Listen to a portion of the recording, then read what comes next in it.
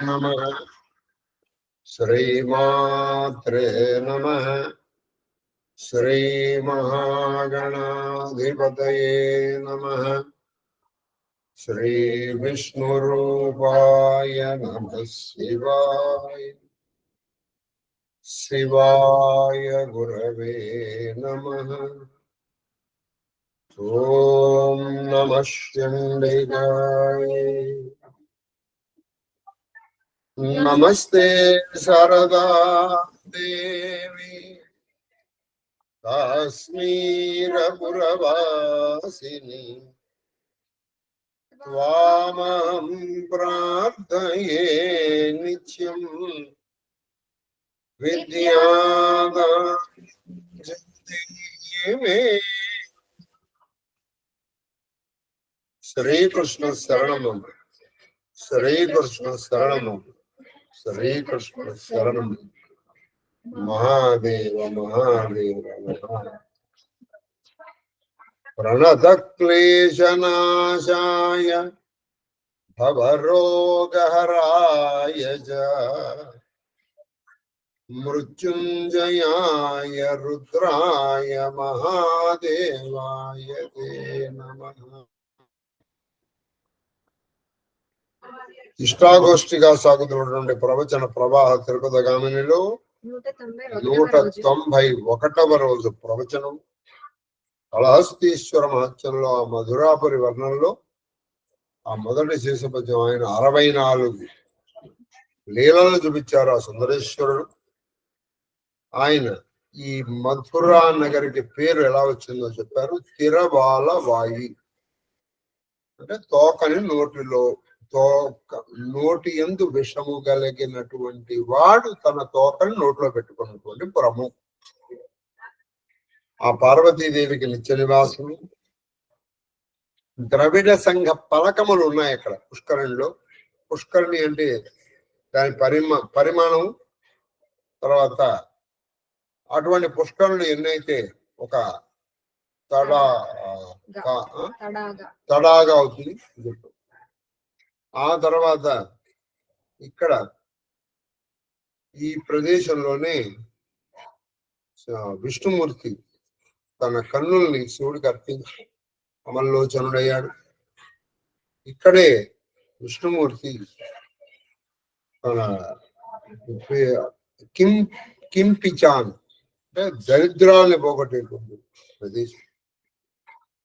ఇటువంటి ఈ మధురా నగరి యొక్క వైభవాన్ని ఎంతే చెప్పచ్చినా తప్పదే అన్న. అలాగే ఆ మధుర మీనాక్షి యొక్క వైభవాన్ని కూడా మీకు చెప్పాను. చాలా చార్జ్డ్ ప్లేస్ అండి మధుర.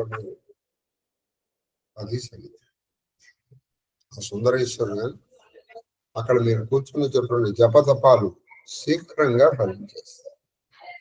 అలాగే వైఖా నది తామ్రపర్ణికి సవతియా అన్నట్టుగా ఉంది. ఈ దక్షిణ సముద్రంలో కలుస్తూ ఉంటుంది. ఆ మహాదేవుడి అనుగ్రహంతో, మా శివ పరివార సహాయంతో, మీ అందరి శుభాభినందనలతో మా మనవడి 2వ రోజు ఉడుగు కార్యక్రమం చాలా మనోరంజకంగా జరిగింది. మహాదేవుడికి నా ధన్యవాదాలు తెలియజేస్తున్నాను. ఇంకో విషయం ఏంటంటే కాశీలో చెప్పడం జరిగింది, శివ సదస్సులో చెప్పడం జరిగింది. ప్రస్తుతం కొడుకు, కోడలు, కూతురు, అల్లుడు, దీన్ని మించి ఇంకే రిలేషన్ లేదు కదా. మిగతా ఇంకే బంధమైనా దీవెన తర్వాత వీళ్ళెవ్వరి కంటే కూడా నాకు కావాల్సింది ధర్మం. ఆ ధర్మంగా ఉన్నంత వరకే ఈ కంఠంలో ప్రాణము నిలుచుంటారు. ఎవరి మెప్పుదల కట్టి మిమ్మల్ని మేకతోలు కప్పాల్సిన అవసరం లేదు. ఎవరి తిరస్కారం, దూషణ భూషణ తిరస్కారం అనుకో నాకు మహాదేవ మనం కథలోకి వెళ్దాం. మనం ఈ కథలో ఇంకా ఈ మథురాపురి వర్ణన చేస్తున్నారు ఎవరు? తూర్చేడు. ఆ తూర్చేడు రాసింది ఈ అభినవ తూర్చేడు చదివితే నేను ఈవిడికి విలుదిస్తున్నాను, అభినవ తూర్చేడు. కాబట్టి ఈవిడ చదువుతారు, మనం చదువుతాను. తేడగిది. ఏ పురంబున పెంపొందు నిందు ధరుడు పాండ్య భూపాలు నల్లుడై. ఏమయ్యా, ఈ అదృష్టం ఇంకా ఏ పురానికి పట్టలేదు, ఏ పట్టణములకు పట్టలేదు. ఏమిటి ఆ పురం అంటే, ఈ దేశపు రాజైన పాండ్య దేశమునికి అల్లుడయ్యాడయ్యా. సాక్షాత్తు సుందరేశ్వరుడు పాండ్య దేశమునికి అల్లుడు. అది ఎలాగంటే, ఈ మలయధ్వజుడు నేను ఆయన చూపించిన ఒడేళ్ళు ఉంది. ఆ మలయధ్వజుడి భార్య పేరు ఏమిటంటే, మలయధ్వజుడి భార్య పేరు ఏమిటమ్మా? ఆవిడ ఆ మలయధ్వజుడు భార్య. వీళ్ళిద్దరూ కలుసుకొని వ్రతాలు చేశారు. ఆ వ్రత ఫలితముగా మీనాక్షీదేవి వీళ్ళకి పుట్టింది. ఆవిడ పుట్టడంతోనే 3 స్తన్యములతో పుట్టింది. మధ్యలో ఒకటి ఉండేది. అప్పుడు ఆవిడకి చెప్పారు, అమ్మా ఇది ఎప్పుడు పోతుందంటే యుద్ధంలో ఈవిడ ఎవరైనా జయించగలిగితే పోతుంది. అప్పటి నుంచి ఆవిడ ఏ యుద్ధం అందరూ ఓడిపోయారు. చివరికి ఈవిడ శివుడితో యుద్ధం చేసింది. ఆ యుద్ధంలో ఈ మాయమైంది. కాబట్టి అప్పుడు ఈవిడ భరించింది. మరి మీనాక్షి వాళ్ళ కూరుగా పుత్రుడిని పుట్టినప్పుడు మీనాక్షిని భరించిన సుందరేశ్వరుడు వాళ్ళకి అల్లుడు కాకుండా ఉంటాడు. సాక్షాత్తు పరమశివుడే అల్లుడైపోతే ఆ పుర వైభవాన్ని పెంపుదలకి ఎవరైనా వర్ణించగలిగిందా? అల్లుడున్నాడు, మామగారి ఇంటిని చక్క చేయడు, పైగా ఈయన అక్కడే ఉంటున్నాడు. పోలి వీళ్ళకు అలవాటు ఉందండి. ఎవరికి? హరుడికి హరుడికి కూడా. ఇప్పుడు హరి ఉన్నాడు, ఆయన పాలకడల్లో పుట్టినటువంటి లక్ష్మీదేవిని పెళ్లి చేసుకుని పాలకడల్లోనే ఆయన స్థిర నివాసం చేష్ట చేసుకుంటాడు. అయిపోయిందా? హరుడు ఉన్నాడు. పార్వతీదేవిని పెళ్లి చేసుకుని హిమోత్పర్వత ప్రాంతంలోనే ఆయన స్థిర నివాసం ఏర్పడింది. ఒక విధంగా వీళ్ళిద్దరూ ఇల్లరిక బల్లుళ్ళే. కాబట్టి ఈ సుందరేశ్వరుడు కూడా అంతే. ఆవిడని జయించి అక్కడే ఈయన్ని శివాసం ఏర్పరుచుకుంటాడు. మరి ఆయనే ఉన్నప్పుడు అక్కడ వాళ్ళ ఆ వైభవం, ఆ పురవైభవానికి తక్కువ ఏముంటుందండి? పాండ్య భూపాలు కల్లుడై ప్రజలకెల్ల ఉల్లములలోన ఉల్లాసముల్లసిల్ల అట్టి మధురకు సరియే పట్టణం. ఏమయ్యా, ఆ మధుర నగరంలో ఉన్నటువంటి ప్రజల ఉల్లాసంగా ఉత్సాహంగా ఉండేటట్టు చేసేటువంటి ఆ మధుర నగరితో సమానమైనటువంటి పట్టణం ఇంకోటి ఉంటుందా అంటే ఉండదు, లేదు. ఎందుకంటే ఇంకే పట్టణం అని కూడా సాక్షాత్తు భగవంతుడు అల్లుడై రాలేదు కదండి. కాబట్టి అల్లుడై వచ్చాడంటే ఆ పట్టణం యొక్క వైభవం ఎలా ఉంటుంది చెప్పండి. కాబట్టి ఆ మధురా నగరికి సరిసాటైనటువంటి పట్టణం ఏముంటుంది అన్న తర్వాత ఈయన ఏమని చెప్పంటే, ఆ మలయధ్వజుడి భార్య ఒక పేరు ఒకటి ఉంది, అది ఎప్పుడో మధ్యలో వస్తుంది. ఇందులో లేదనుకుంటున్నా చెప్పండి. తర్వాత ఇక్కడే చదివావు, ప్రభావం మర్చిపోయాను. గంగాధరుని మహోగ్ర పాంగమురతి. ఇంకో గంగాధరుని మహోగ్ర పాంగరతి విధవ చేసిన లోపల. అది రతి విధవ చేసిన లోపల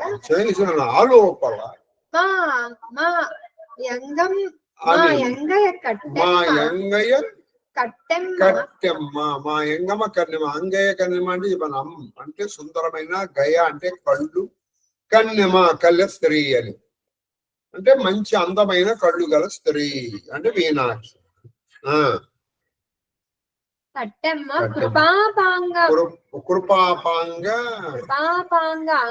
కృపాపాంగంగజుని దేవిని ఐదవ చేసే విచిత్రం ఏంటంటే ఈయన చెప్తున్నాడు హరనేత్రాగ్ని సందగ్ధ కామ సంజీవనౌషధి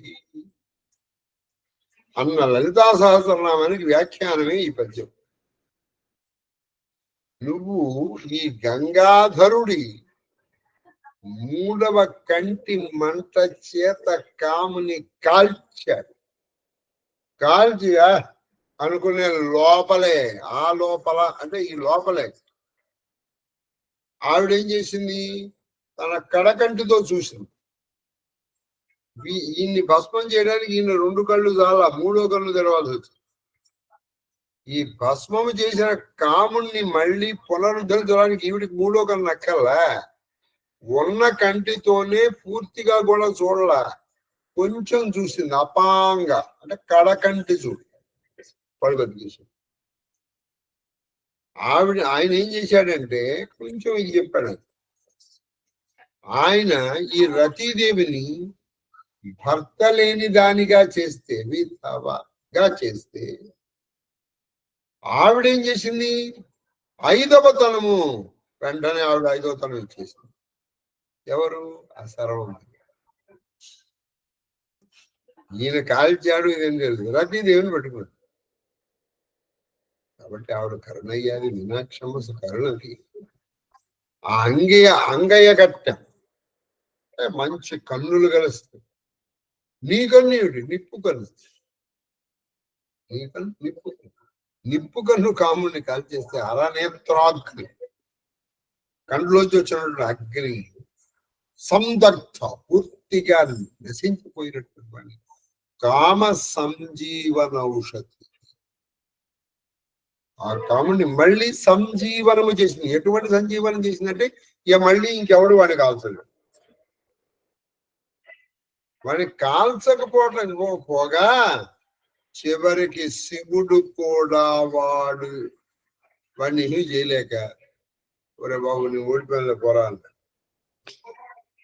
నేను ఓడిపోయాను పోరా అంటే భర్తని కూడా కొడుకు చేతిలో ఒడిపు చేసి ఆఖరికి 3వ పద్యం కదా, 3వ పద్యం చెప్పేస్తున్నాడు. మలయ ధ్వజుడి పేరు కాంచనమాల. పార్వతీదేవి చెప్పాను కదా 3 కుసుమల దేవి ఆ యుద్ధంలో. చెప్పు. 3వ పద్యం శీస పద్యం. అమ్మో 3వది శీస పద్యం అండి. కాబట్టి కొంచెం చోపాయి మహాదేవ్. అలాగే బహుశా ఒక 2-3 రోజులు, లేదా ఒక 3-4 రోజులు, లేదా 4-5, లేదా 5-6 ఈ కాళహస్తీశ్వర మహత్యము తప్పితే 6-7 రోజులు. ఈ అంతకు మించి ఉండదు. ఏమంతేనా? మ్యాక్సిమం అంతే కదా, అంత కూడా ఉండదు. 1-2 లేదా 2-3 లేదా 3-4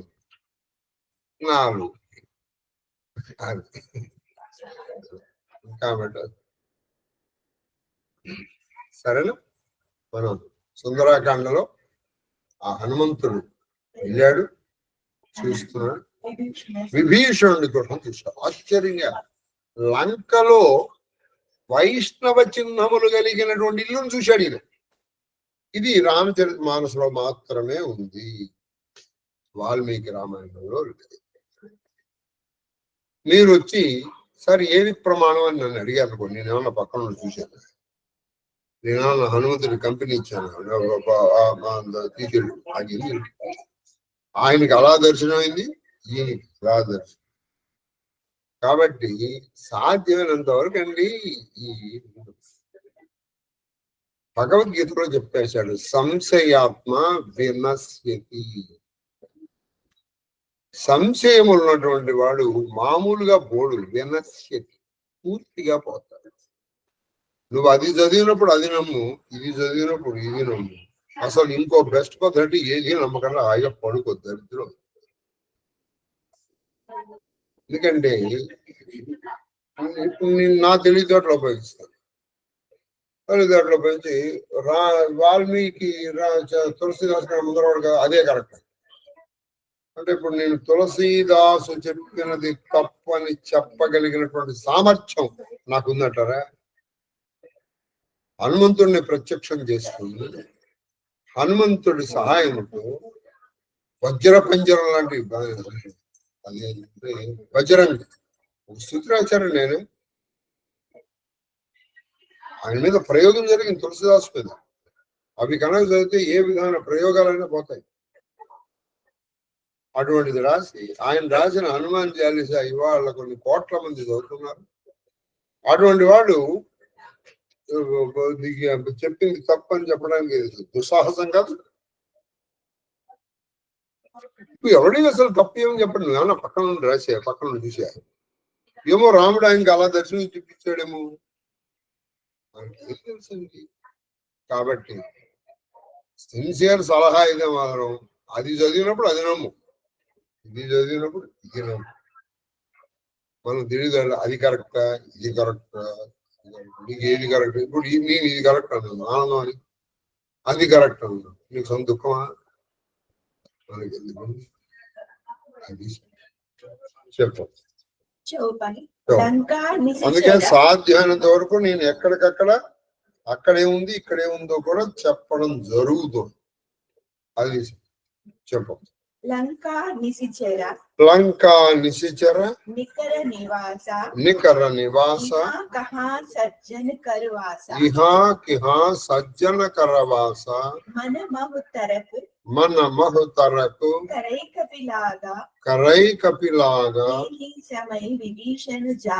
తేహి సమయ విభీషణ జాగా రామ రామ తహి సుమిరన్ कीन्हा రామ రామ तही सुमिरन कीन्हा तुहि सुमिरन कीन्हा हृदय हर्ष कपि सज्जन चिन्हा यही सन हटी करहु पहचानी साधते होई न कारज हानि विप्र रूप धर वचन सुनाए सुनत विभीषण उठतन सह आए करि प्रणामा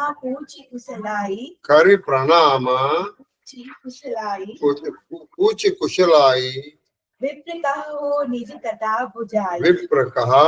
कथा बुझाई बुझाई की तुम्हा हरिदास महा कोई मोरे हृदय प्रीति अति होई की तुम राम दीन अनुरागी आयहु मोही करण बड़ भागी ఆ మారుతి తన మనసులో ఇలా అనుకుంటుంది. ఈ లంక రాక్షసుల మూకలకు నివాస స్థానం. అది ఈ లంక రాక్షస మూకలకు నివాస స్థానం కదా. ఇచ్చట సజ్జనులు ఉండుట ఎట్లు? అది ఇక్కడ సజ్జనులు ఎలా ఉన్నారు? ఈ విధముగా అతడు ఆలోచించుచుండగా విభీషణుడు నిద్ర నుండి మేల్కొని రామనామస్మరణం చేశాడు. అది ఈ విధంగా ఆయన అనుకుంటుండగా విభీషణుడు నిద్ర నుంచి మేల్కొని ఆయన లేస్తూనే కాడు కదండి, మీరు లేస్తూనే మీ ఇష్టదైవాన్ని తెలుసుకోవాలి. పరంజ్యోతి పరంధామ పరేశం పరమేశ్వరం విఘ్న నిఘ్నకరం శాంతం పుష్టిం కాంతమనంతకం సురాసురేంద్రై సిద్ధేంద్రై స్తుతం స్తౌతిం పరాత్పరం సురపద్మదినేశం చ గణేశం మంగళాయనం ఇదం స్తోత్రం మహాపుణ్యం విఘ్నశోకహరం వరం యపఠేత్ ప్రాతరుత్థాయ సర్వ విఘ్నాత్ ప్రముచ్యతే. పొద్దునే లేవగానే విఘ్నేశ్వరుడు ఈ శ్లోకం చదువుకోమని. ఇది రాధికాకృత అంటే బృందావన రాధాకృత గణేశ స్తోత్రమని విమక్క నాకు కాశీలో ఉపదేశం చేశారు. ఆవిడ చింతామణి గణపతులు చేశారు. ఆవిడ చేసింది ఆవిడ చెప్పారు కాబట్టి నేను నీకు చక్కగా చదువుతాను. అలాగే మనం పొద్దున్నే లేవంగానే ప్రకటితంగా చెప్పాలట శ్రీహరి శ్రీహరి శ్రీహరి, ఏదో శ్రీరామ శ్రీరామ శ్రీరామ, లోపల కాదు బయట అనాలి. ఈ విభీషణుడు లేస్తూనే పైకి అన్నాడు శ్రీరామ శ్రీరామ శ్రీరామ. ఆంజనేయుడికి మరీ ఆశ్చర్యం వేసింది. అందువలన అతన్ని సజ్జనునిగా అందువలన అతన్ని సజ్జనుడిగా హనుమంతుడు మనసును సంతోషించి ఇతనితో అవశ్యముగా పరిచయం ఇతనితో అవశ్యముగా పరిచయం చేసుకోవాలి. మనం సాధుజన సాంగత్యం వలన కార్యహాని ఎందుకు మనం చేసుకోవాలంటే సాధుజన సాంగత్యం వల్ల ఎప్పుడూ కూడా నీ కార్యముకు హాని జరగదు. అంటే నువ్వు అనుకున్న పని భగ్నము కాదు, వ్యక్తులు.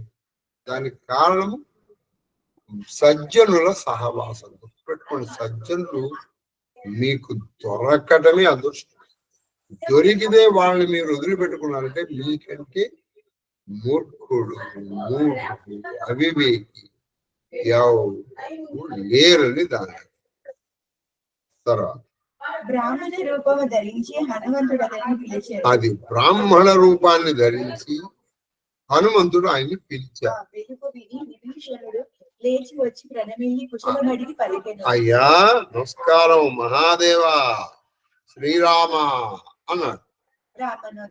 ఆయన పిలిచి లేచి వచ్చాడు. ఆయన వచ్చి లోపలికి వచ్చి రండి రండి రండి లోపలికి పిలిచి బ్రాహ్మణోత్తమ ఎవరు మీరు, మీ వృత్తాంతాన్ని చెప్తారా? హరిభక్తులలో ఒకరా? మీరు హరిభక్తుల్లో ఒకరా? దీన దయాళువైన శ్రీరామచంద్రుల. అది మీరు ఒక మాట చెప్పండి. అసలు హరిభక్తుల్లో మీరు ఒకళ్ళ, లేదా నన్ను కాపాడటం కోసం, నన్ను రక్షించడం కోసం, నాకు దర్శనం ఇవ్వడం కోసం శ్రీరామచంద్రుడే ఇలా వచ్చాడా? భాగ్యశాలిగా చేయుటకు చేసినారా? అది నన్ను భాగ్యశాలిగా చేయడానికి వచ్చారా మీరు?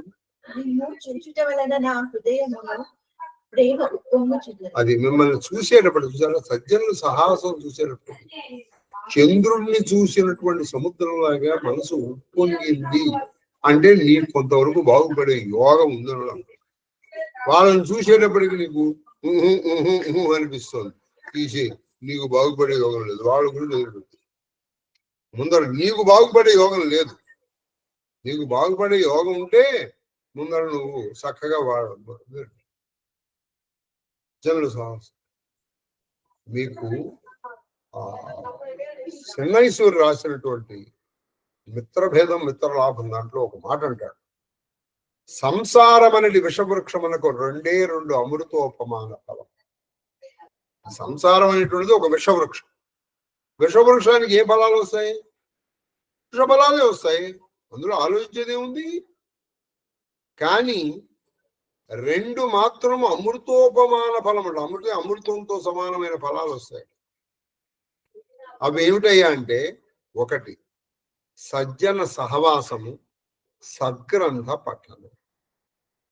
సజ్జనులతో సహవాసం. రెండోది మంచి పుస్తకాలని చదవడం.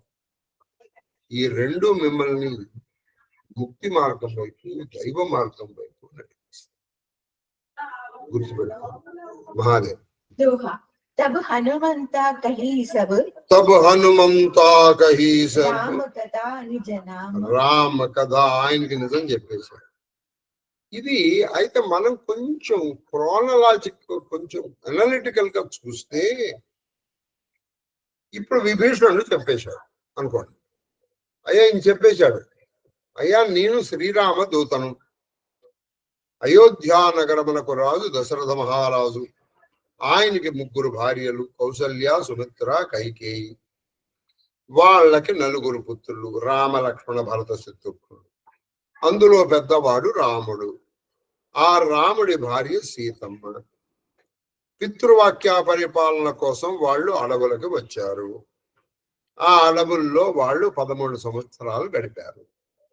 పంచవటి తీరంలో దక్షిణం ఆ పీఠభూమిలో గోదావరి తీరంలో వీళ్ళు ఉండగా సీతమ్మని రావణాసురుడు అపహరించాడు.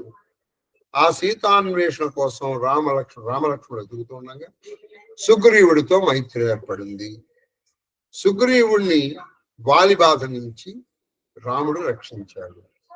సీతాన్వేషణ కోసం మమ్మల్ని నలుదిక్కులకి పంపించాడు. అందులో దక్షిణ దిక్కుకి ఆ నాయకుడు అంగదుడు. అందులో కొన్ని నేను సీతాన్వేషణకు వచ్చానని చెప్పేశాడు. నా పేరు హనుమంతుడు అని చెప్పి.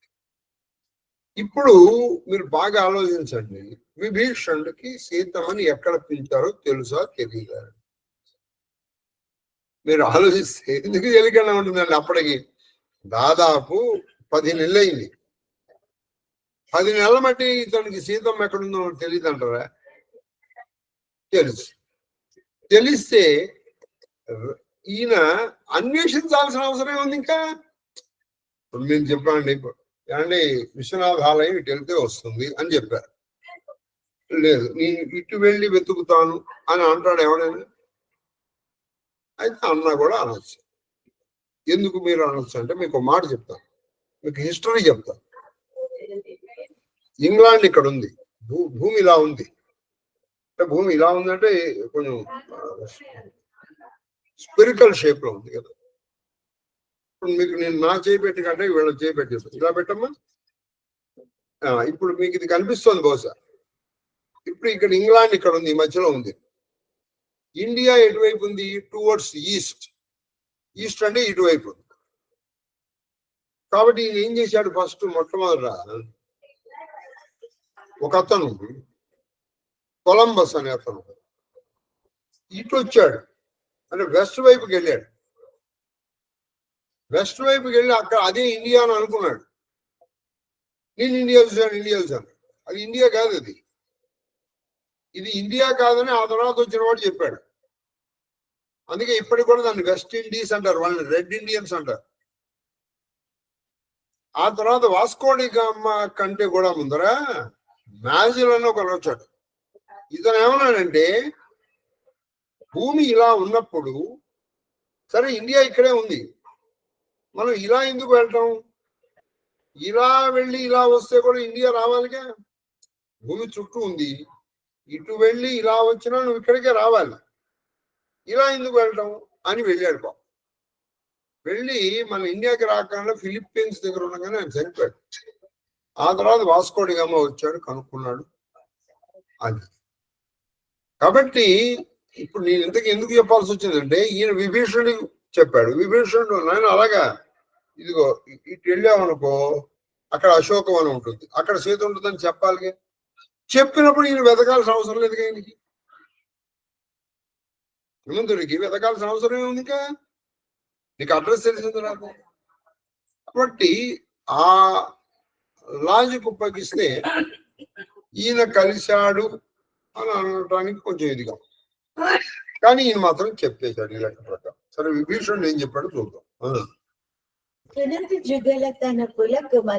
సునతు జుగల తన పులకమను మదను సుమిరి గుణగ్రామ.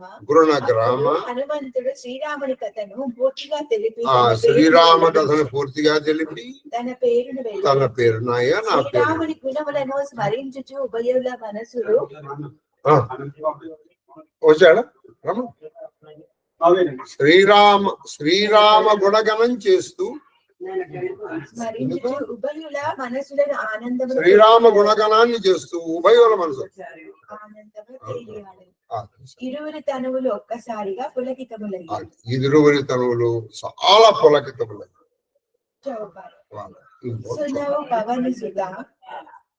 సునగు పవన సుత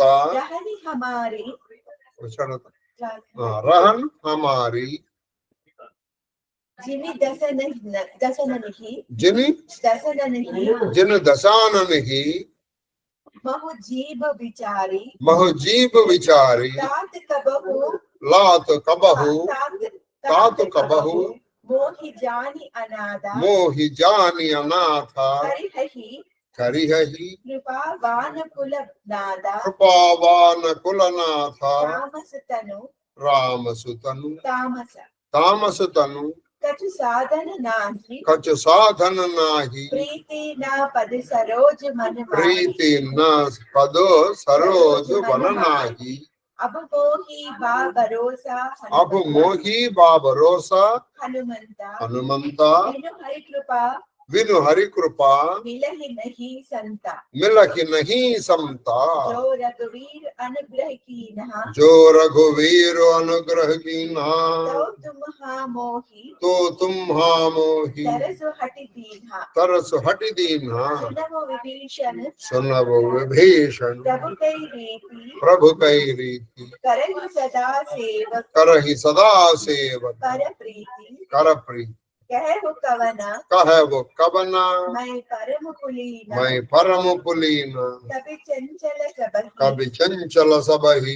विधिहीना विधिहीना रात लेई भ्रात ले को जो जो नाम हमारा जो नाम हमारा यही यही दिन ताहि दिन काती ताहि ताकि నా మిలై నా ఆహార మిలాయి ఆహార విభీషణుడు పలికెను ఓ ఒక్క పవన నిమిషం కుమార ఆయన అనంతు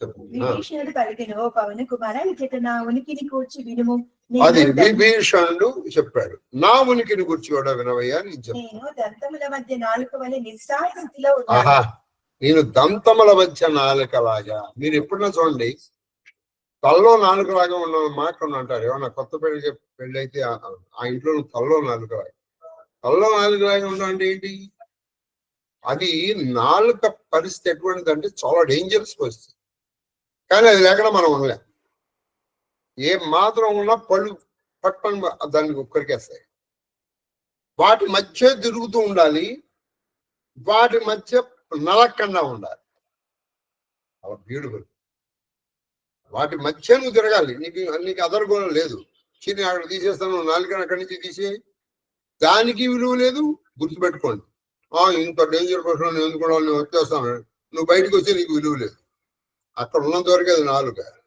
బయటకు వచ్చి నువ్వు దాన్ని తీసి ఇలా పెట్టుకో అంటావు నువ్వే పట్టుకో నీ నాలుకని ఇప్పుడు అంత దాంట్లో కూడా తను చక్కగా తిరుగుతూ ఉండాలి కాబట్టి నేను దంతముల మధ్య నాలుకన్నాను నాయన సూర్యవంశ ప్రభు అయిన శ్రీరామచంద్రుడు దిక్కులేని స్థితిలో ఉన్న నాపై అనుగ్రహము చూపున అది సూర్యవంశ ప్రభు అయిన శ్రీరామచంద్రుడు దిక్కులేని నా మీద అనుగ్రహం చూపిస్తాడు నా శరీరము తామసికమైనది నా శరీరం తామసికమైన తామసం ఎందుకని సాధన నేను రాక్షసుడిగా పుట్టాను ఒకనొకప్పుడు ఒక చిన్న ఒక జోక్ చెప్తాను నారదుడు వచ్చి ఏమో రాభణ బాగున్నావా అన్నాడు దేవుడు నన్ను రాభణ అంటాయండి అన్నాడు మీ తమ్ముళ్ళు ఇద్దరిలోనూ భకారం ఉంది కుంభకర్ణుడు ఇంకోటి విభీషణుడు నీ ఒక్క పేరులోనే బాగాలేదు అందుకని నీకు కూడా బాగా పెట్టాను రాభణ అన్నాడు అలా శ్రీరామచంద్రుని చరణ కమలపై ప్రీతియు నా మనసులో లేదు కానీ శ్రీరామచరణ కమల ప్రీతి నా మీద మనసు లేదంటే నేను సరే భక్తుని కూడా కాదు భగవత్ ప్రాప్తి సాధనలు నేను ఎరగను అది భగవత్ ప్రార్థన సాధనాల్ని కూడా నాకు కానీ ఆంజనేయ ఆ ప్రభు కృప మాత్రము నా ఎడ కలదని నాకు గట్టి నమ్మకం కానీ నా దగ్గర ఇన్ని లేకపోయినా ఆయనకి నా మీద కృప ఉందని నేను నమ్ముతున్నాను విశ్వసిస్తాను ఏలన శ్రీహరి కరుణ లేనిదే సాధు సమాగమం అది జరగదు ఎందుకంటే శ్రీహరి కరుణ లేకపోతే సాధువుల సమాగం జరగదు గుర్తుపెట్టుకోండి ఇవి అండర్లైన్ చేయండి మీకు సాధువులతో మంచి వాళ్ళతో స్నేహం ఏర్పడుతుంటే శ్రీహరి కరుణ ఉన్నట్టే ఇప్పుడు నీ అంతటి నువ్వు వచ్చి నన్ను పలకరించావంటే నా మీద శ్రీహరి కరుణ ఉన్నట్టేగా లేకపోతే నీ అంతటి వాడిని హనుమత్ భక్తుడికి ఆంజనేయ దూత శ్రీరామ దూతని నన్ను ఎందుకు నువ్వు వచ్చి పలకరిస్తావు శ్రీ రఘునాథుని దయ ఉన్నది కావునని మీరు స్వయంగా వచ్చి నాకు ఈ దర్శనం శ్రీరాముని దయ ఉంది కానీ మీరు స్వయంగా వచ్చారు నేను వెతక్కలేదు కాబట్టి సాధు సంగమము సజ్జన సహవాసము అందుకని మనం అక్కడ చాలా దగ్గరగా ఉండాలి. హనుమంతుడు నేను వచ్చి కాశీలో ఇంకో మాట చెప్పాను. అక్కడ కొంతమందితో పరిచయం ఏర్పడింది. వారితో చాలా సాధ్యమైనంత వరకు ఎంత జోక్గా ఉందో నా లిమిట్ నేను ఇప్పుడు దాటాను. అందులో హరే రామ్ గారు అని ఒక అక్కడ ఆయన క్షేత్ర సన్యాసం తీసుకున్నారు. ఎందుకనంటే వాళ్ళు కాశీఖండంలో చెప్తారు, క్షేత్ర సన్యాసం తీసుకున్న వాళ్ళు సాక్షాత్ రుద్రులే.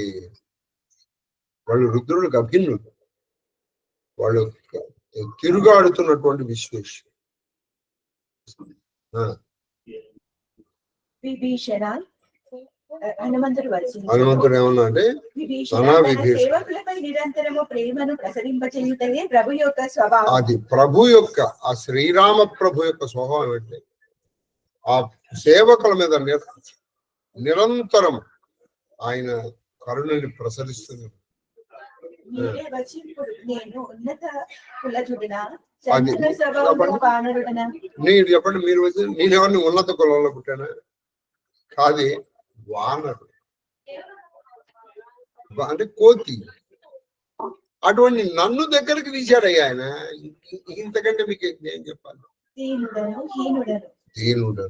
హీనుడను చూసారా? మీరు ఎంత పెరిగితే అంత ఒదిగి ఉండడం తెలుసుకో. ఆ ఒదగడం కూడా అండి బాగా గుర్తుపెట్టుకోండి, సహజంగా ఒదగా, అసహజంగా కాదు.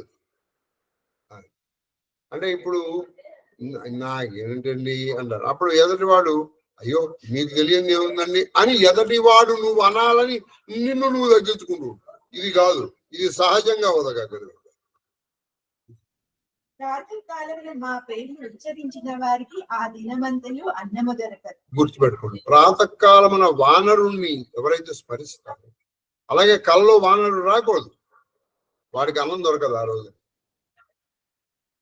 వానరుని స్మరిస్తే ప్రాతకాలంలో ఆ రోజంతా అన్నం దొరకదు. అటువంటి వాడి జాతిలో పుట్టానే నేను. సరే, నన్ను ఎంత దయచేశాడు. ఈ విధముగా పలుకుట భక్తి అందరి ధైర్య భావము, ఆంజనేయుని భక్తికి పరాకాష్ఠ. ఇలా పలకడం ఆయన నిజంగా అంత దీనుడు. ఓ ఈ మాట చెప్పగానే రేపు పొద్దున్నే మీకు హనుమాన్ చాలీసా చదువుకునే అలవాటు ఉంటే, అబ్బో హనుమంతుడు చదువుకుని నాకు అన్నం దొరకని నేను చదువుకున్నా అనుకుంటే మనకంటే మూర్ఖులు ఇంకోటి. ఇలా చెప్పడం ఏంటంటే ఆయన భక్తి యొక్క పరాకాశం, భక్తికి పరాకాశం. అసమై అధమ సఖా సును మోహు పరు ప్రభవీర రఘువీర కీన్ కృపా సునిగుణు హరే విలోచన అధముడనైన నాపై కూడా శ్రీరామచంద్రుడు తన కృపను ప్రసరింపజేశాడు. అధముడైన నా మీద కూడా శ్రీరాముడు కృపను ప్రసరించాడు. భగవంతుని గుణగణములను స్మరింపగానే హనుమంతుని నయనములు చూసారా? ఆయన గుణగణములు చెప్పాడు, శ్రీరామ నామాన్ని తెలుసుకోండి. ఆయన నయనములు అస్సలు పూరితం. చాలు, మరి రెండు చెప్పాం కదా. ఎందుకంటే రెస్ట్ తీసుకున్నాం. రేపు ఖచ్చితంగా రామచరిత మానసం అంటే ఉంటుంది. రేపు మాత్రం యాజ్ ఇట్ ఈస్ గా